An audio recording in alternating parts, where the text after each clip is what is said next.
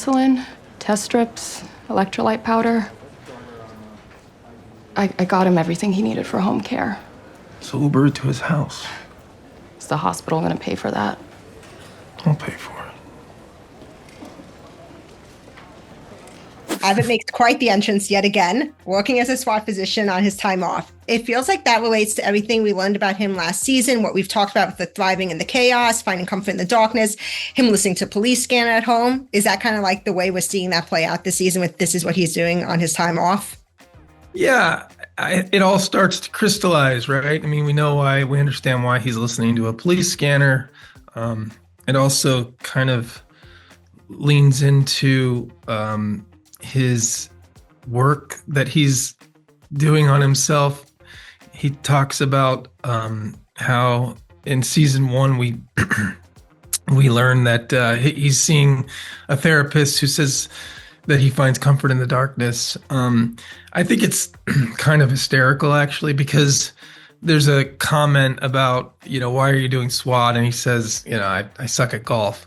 I have this idea in my mind that he's sitting there with his therapist, and his therapist is like, you need some kind of a hobby outside of work. And he took that as, well, I'll try whatever, pickleball, I'll try all these different things. And he just is not very good at those things. So he gravitated towards something that like he perceives as a hobby that can take his focus off of the work, but it's literally doing the same thing over and over again. And it's not really getting him away from what he should be doing. Speaking of, what would it take for him to take a break and go on a sabbatical like Robbie says he is? That's a good question. I think that Abbott's view of the work that he's actually doing on himself, he sees it as some sort of breakthrough that he's achieving, like this depth of self-realization. But in many ways, it's no different from what Robbie's doing.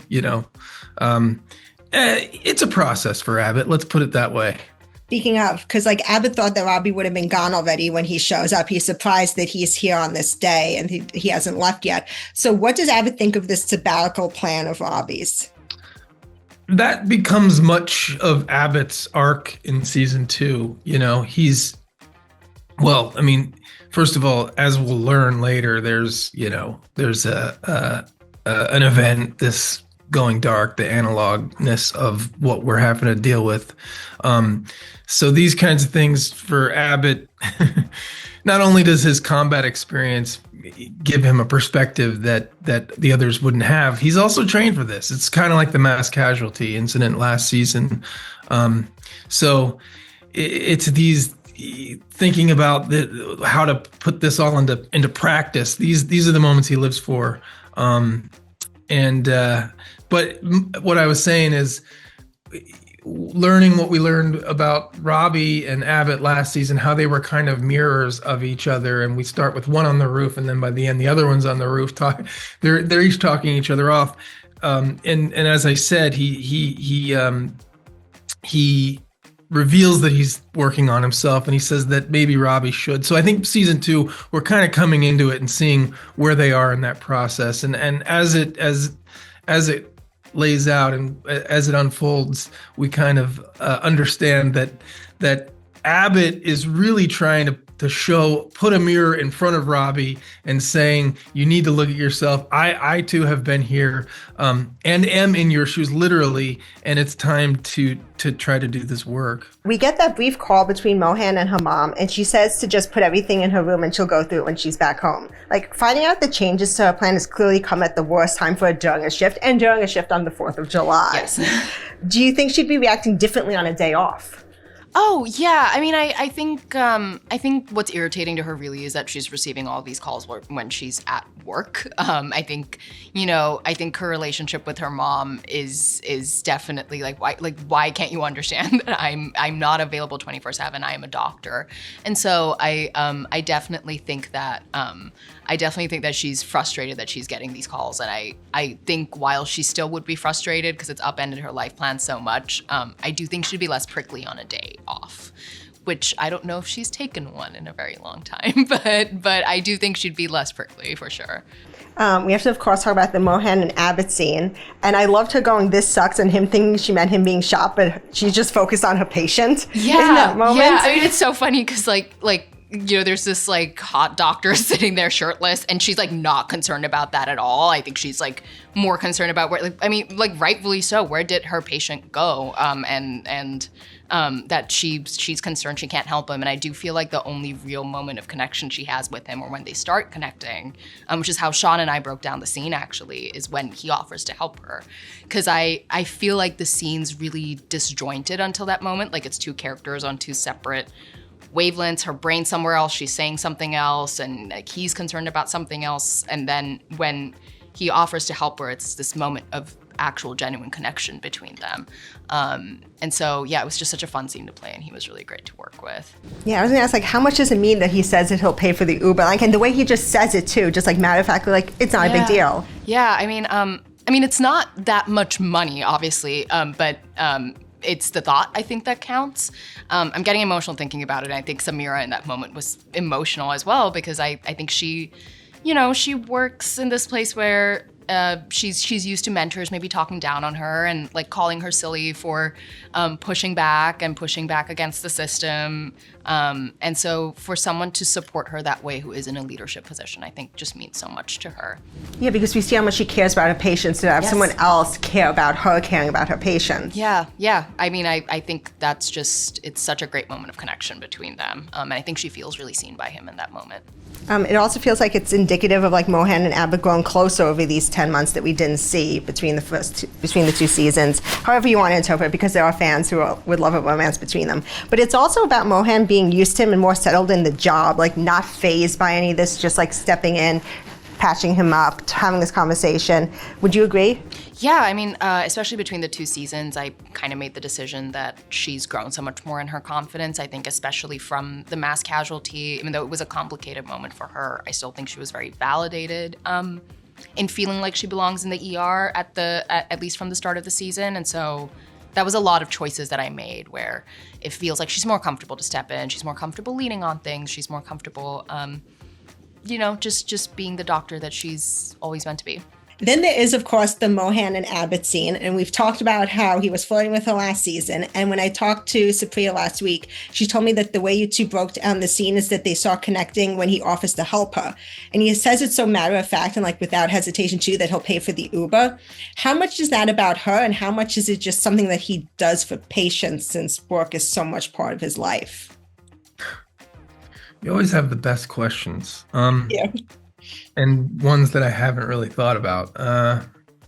I think innately that's just who he is, and he would do that for anybody. But he definitely has an appreciation for Mohan that is baked in from the beginning, that the writers put there, and that I have definitely jumped on and carried through in a big way.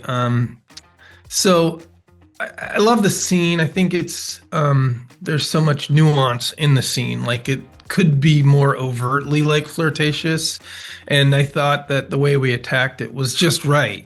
There's a lot of, it brings more questions than answers actually, which is cool, and I'm sure the fans will love it. Yeah, because it's more so what he sees in her as a doctor, and we really see that in that scene. Absolutely.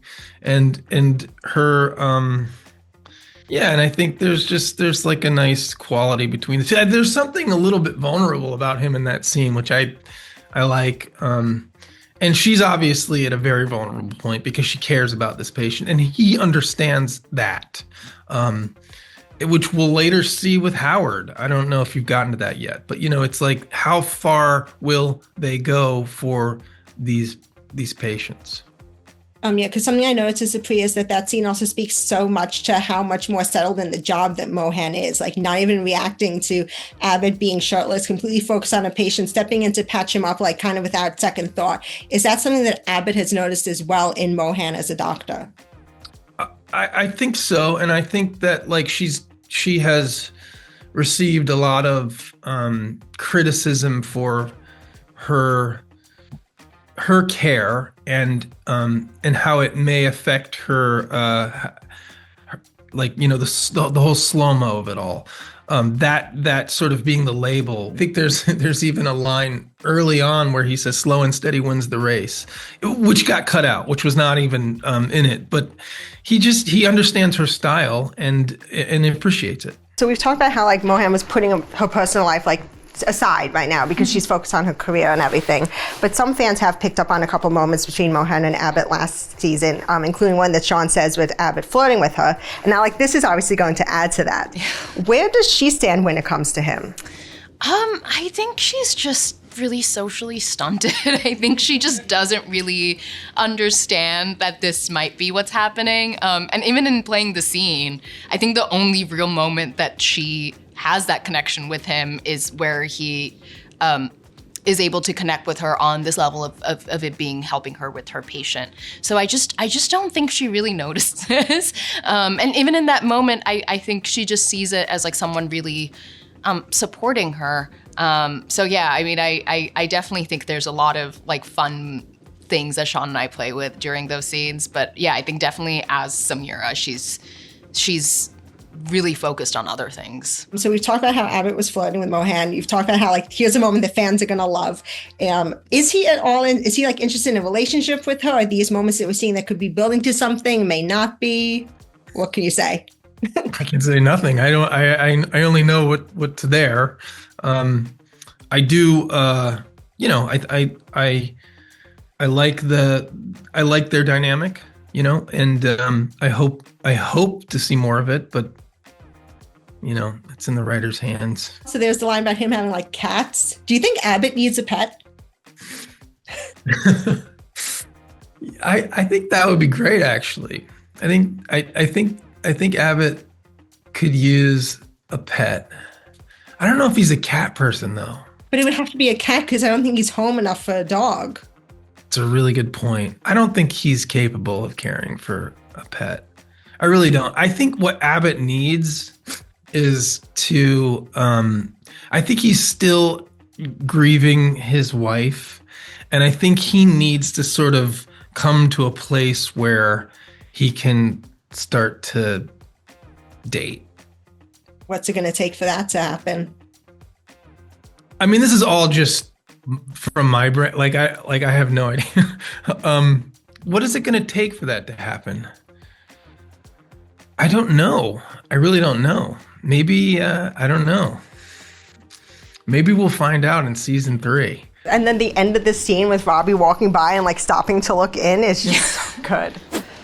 Our little secret. We filmed so many takes of that. There's so many variations of it. There needs to be like a blooper reel of everything Noah did as he walked by. It's really funny. It's also in this episode that Langdon tries to talk to Robbie and apologize, and Robbie says he doesn't know if he wants him working in his ER. But Robbie is going to be gone, so it's not going to be his ER for a while. And this seems like something that Abbott more likely will be dealing with. So how does Abbott feel about having Langdon back, and does he think that Robbie should forgive him? Yeah, I think that they have different ways of dealing with their residents, and I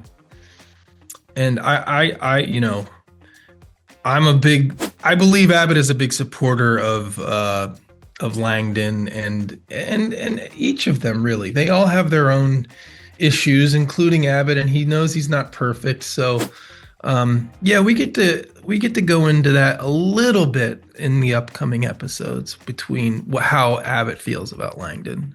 Yeah, because even though Abbott is on the night shift, as we see, Abbott's just on any shift, really. It's not really just night shift. Abbott is on whenever he comes into the hospital. Just when he could be a Tuesday, midday, he'll just show up and start ordering people around. Yeah, so he works with everyone. So that is something that he's going to have to deal with. So Abbott and Hatosy meet in the trauma room in the middle of all the chaos there. Then they talk war stories and make plans to grab a beer. What's his early impression of her? I don't know. I think that he has right away. I thought it was interesting how the writers, in his first interaction with her, she's like, obviously there's this guy in tactical gear standing, performing on a patient. So she's clearly like, who is this guy? She doesn't know. And And I thought it was an interesting line of dialogue where Abbott says, "You must be Gloria's new hire." As if, like, in my mind, I thought, like, maybe Robbie sent him a text or something. Like, there's this new person here. She's talking about AI. I don't even, Gloria must have brought, like, I don't know. There's this, and I had this backstory in my head. But I think immediately, he sees somebody who's, has similar experience. And so, yeah, right away, I think he's an ally. Again, another tough episode. It's one thing after another, I feel like, for Emma. And she's really going to look at like the toughest parts of the job, like on her first day. We have Louis' death in episode 6. Then in episode 7, Alana, the sexual assault victim, and she sees what Dana does for her. But Emma hasn't stepped away. Like, even when Dana checks with her, like in this episode, like if you need to take a moment, how much is that about who Emma is, and how much is it also helped by seeing the way that Dana goes about things? Well, first off, Emma's a Michigander. So we can't forget that. Those are hardworking people. I'm from Wisconsin, and that's one of the things I love of the Midwest, is that you're hard workers. Like, so she's seen a lot of tough things, and I think that's what you're going to realize towards the end of this. After the end of this season, you're like, oh, Emma's such a sweet girl, and then you're, wait, oh, Emma's not just sweet. She's also a badass, is my hope. But definitely also Dana being there as a strong role model, showing that when things are tough, you're going to stick it out, and that you're doing all of this for the patient, and that you don't want the patient to feel embarrassed or any type of way about their personal experience. Doesn't matter what happened to you. You don't want to project anything onto the patient. And I heard that from so many medical professionals. Being like, oh, you need to save face. As an actor, I react a lot, and people on set, the doctors were like, you got to be professional. This patient is going through this experience that's very hard, and you need to be there to help them in a very collected way. So yeah, Dana totally helped her with that. How do you think like what Emma has seen like thus far going through episode 7 lines up with what she'd expected from her first day? I've actually really thought about this. I think Emma was expecting her first patient to be either like a 9-year-old girl who has like pneumonia or something like that, where she's like, oh, I'll like listen to your lungs, and like then after I'll just make sure to give you some medicine, or like some man with something that she could miraculously like find the problem before the doctor does. I think she really thought that this was going to be her golden day, and right with the first patient, Digby, she got knocked down to the bottom, and she was humbled. And so after Digby, which is pretty much right away, this is like already before the penis, like she is like, actually, I have no expectations of what's going to happen after this. I just need to like buckle up and stay on for the ride, basically.